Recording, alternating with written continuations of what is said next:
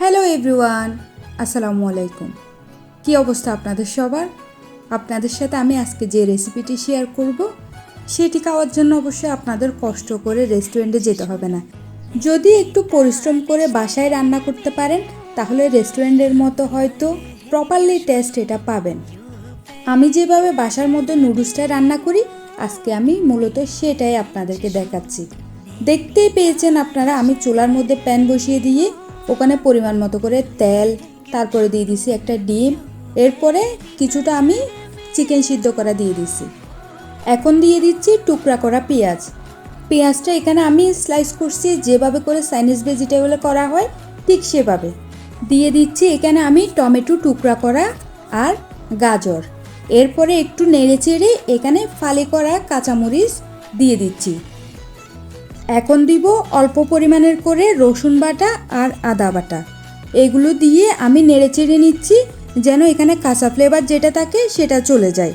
তারপরে এখানে দিয়ে দিচ্ছি নুডলসের মশলাটা, যে মশলাটা নুডলসের মধ্যে দেওয়া থাকে ওই মশলাটাই আমি এখানে দিয়ে দিচ্ছি। শুধু একটা মশলা এটা দিব তা না, আমি এখানে আরও একটা মশলা ব্যবহার করতেছি যেটা ছিল পাঁচফোড়নের মশলা। এই সব কিছু দেওয়া শেষ করে এর উপরে আমি দিয়ে দিচ্ছি এখন অল্প পরিমাণের করে লবণ। আমি লবণটা কমিয়ে দিয়েছি, তার কারণ হলো আমি এখানে সয়া সস ব্যবহার করব। তারপরে দিয়ে দিচ্ছি সয়া সস। নুডলসটা আমি প্রথমেই সিদ্ধ করে নিয়েছিলাম। এখন এখানে সব কিছু উপকরণ দেওয়া শেষ। সব উপকরণ যখন ভালো মতো করে মেশানো হবে এর মধ্যে এখানে আমি দিয়ে দিব নুডলস। দিয়ে দিচ্ছি আমি প্রথমেই সিদ্ধ করে রাখা নুডলসগুলো। এখন এগুলো দিয়ে 2 মিনিট মতো নেড়ে চেড়ে ভালো মতো করে কুক করব। এরপরে এখানে আমি অ্যাড করে নিব ধনেপাতা। সব কিছু দিয়ে এই দেখেন, এটা হলো আমার নুডলসের ফাইনাল লুক।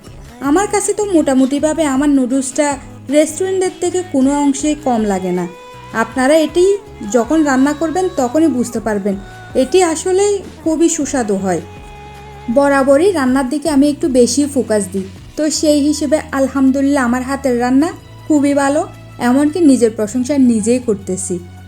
নুডলসটা আমি নিজে যখন রান্না করব তখন আমার নিজেরই খেতে ভালো লাগে, তবে অন্য কেউ আমাকে নুডলস পাকিয়ে দিল সেটা আমার তেমন একটা পছন্দ লাগে না। এমনকি আমার ফ্যামিলি মেম্বারের সবার আবদার থাকে আমার কাছেই, তাদেরকে এটা সেটা রান্না করেই খাওয়াতে হবে। তো কি আর করার, আমি যখন রাঁধুনি বলে কথা, তাদেরকেও হুটহাট করে আমি তাদের আবদার পূরণ করে দিই। আমার রেসিপিগুলো যদি আপনাদের ভালো লেগে থাকে তাহলে লাইক, কমেন্ট, শেয়ার করে আমার পাশে থাকবেন। আপনাদের সাথে দেখা হয়ে যাবে অন্য কোনো ভিডিও নিয়ে। সবাই ভালো থাকবেন। আল্লাহ হাফেজ।